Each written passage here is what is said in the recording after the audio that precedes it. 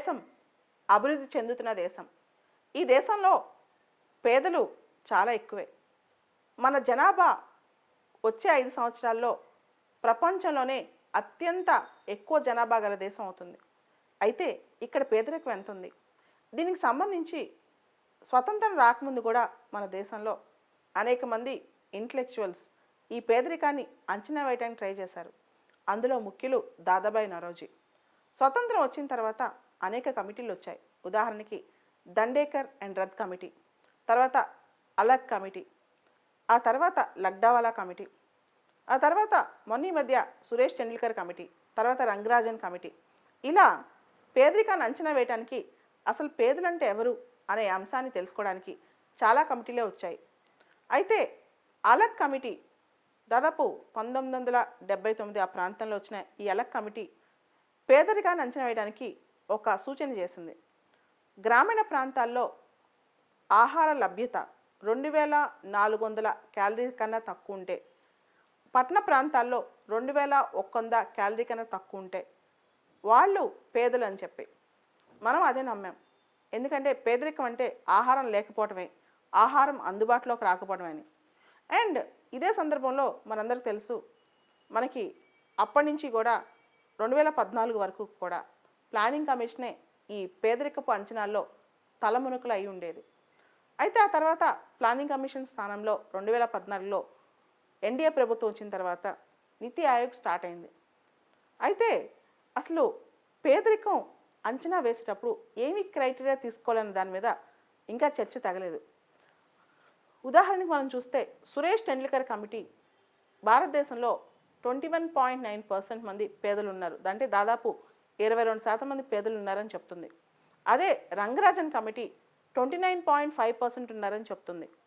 ఇప్పుడు కూడా ప్రభుత్వం సురేష్ టెండూల్కర్ కమిటీ సిఫార్సుల ఆయన చెప్పిన పేదరికపు అంచనాలే నమ్ముతుందన్నమాట, 21.9%.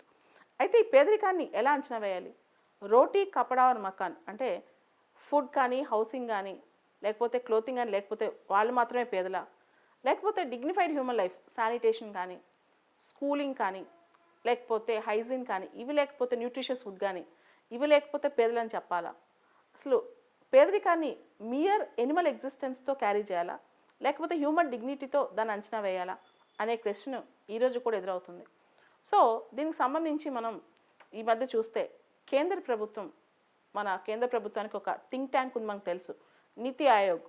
భారతదేశానికి సంబంధించి నిన్న multi dimensional poverty index release చేసింది. బహుముఖీయ పేదరిక సూచి.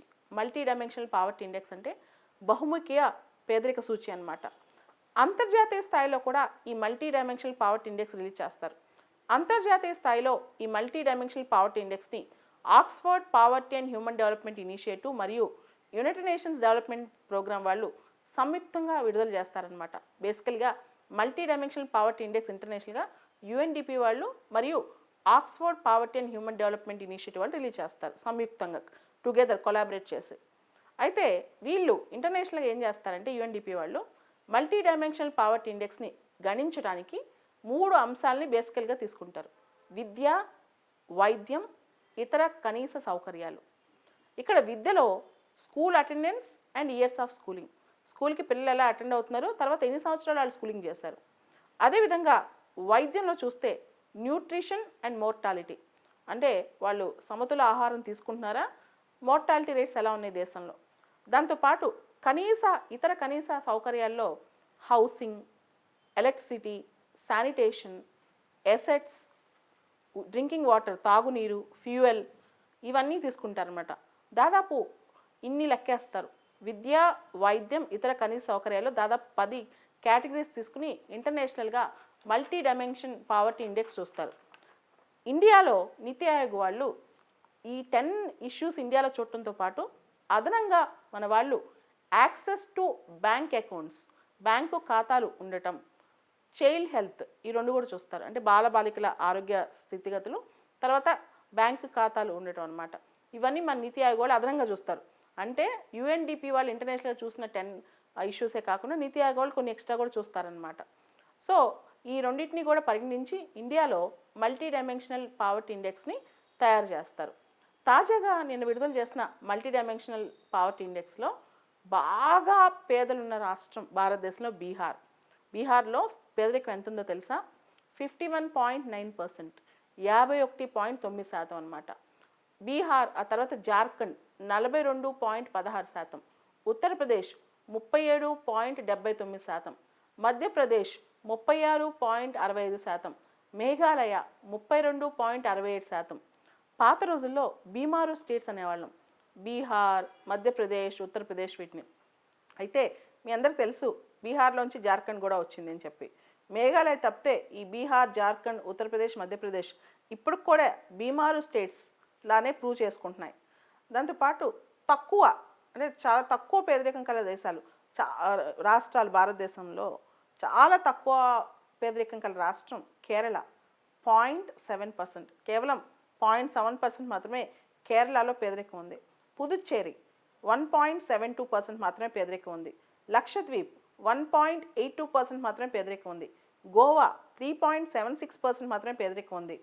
సిక్కిం 3.82% మాత్రమే పేదరికం ఉంది. అంటే కేరళ మోడల్ నుంచి, పుదుచ్చేరి మోడల్ నుంచి, లక్షద్వీప్ మోడల్ నుంచి ఈ బీమారు రాష్ట్రాలు బీహార్ కానీ, జార్ఖండ్ కానీ, మధ్యప్రదేశ్ కానీ, ఉత్తరప్రదేశ్ కానీ, మేఘాలయ కానీ చాలా నేర్చుకోవాలి. వాళ్ళు ఏ విధంగా పేదరికం నుంచి బయటకు వచ్చారు, ప్రజలకు సుస్థిరమైన ఆస్తులు ఎలా క్రియేట్ చేశారు, ప్రజలకు బేసిక్ నీడ్స్ ఎలా క్రియేట్ చేశారు. కేరళలో మనం చూసుకుంటే కేరళ సక్సెస్ స్టోరీలో మొదట్లో అది కమ్యూనిస్ట్ బేస్డ్, చాలా ప్రభుత్వాలు అక్కడ ఇప్పుడు కూడా కమ్యూనిస్ట్ బేస్డ్ ప్రభుత్వాలు అక్కడ కేరళలో రాజకీయాల్లో ఉన్నాయి. దాంతోపాటు అక్కడ కేరళలో ఏంటంటే లోకల్ సెల్ఫ్ గవర్నమెంట్ చాలా స్ట్రాంగ్గా ఉంటాయి. దాంతో ప్రజల్లో చైతన్యం ఎక్కువ, వాళ్ళకి క్లీనినెస్ కానీ, కనీస అవసరాలు సపోర్ట్ చేయడం కానీ చాలా ఎక్కువ ఉంటుంది అనమాట. So Kerala model of development మనం గమనిస్తే కనుక మన మిగతా రాష్ట్రాల్లో కూడా పేదరిక నిర్మూలనకు అవకాశాలు ఉంటాయి. దాంతోపాటు ప్రపంచంలో ఎక్కడా లేని, ఎన్నడూ లేని అనేక వెల్ఫేర్ స్కీమ్స్ భారతదేశంలో ఉన్నాయి. ఇన్ని వెల్ఫేర్ స్కీమ్స్ భారతదేశంలో ఉన్నా ఇంకా భారతదేశంలో చాలామంది అన్నమో రామచంద్రాన్ని అలమటిస్తున్నారు. మనం చూస్తే రోడ్డు మీద అడుక్కునే వాళ్ళు కానీ, రోడ్డు మీద హౌసింగ్ లేని వాళ్ళు కానీ చాలామంది కనిపిస్తుంటారు. ఇంత పెద్ద దేశంలో, ఇంత ముందుకెళ్తున్న దేశంలో ఇంతమంది పేదలు ఎక్కడున్నారు, ఎక్కడి నుంచి వస్తున్నారని క్వశ్చన్ వస్తూ ఉంటుంది. దానికి సమాధానం కేవలం ప్రభుత్వమే కాదు, జాతే మొత్తం మీద దీనికి సమాధానం చెప్పాలి.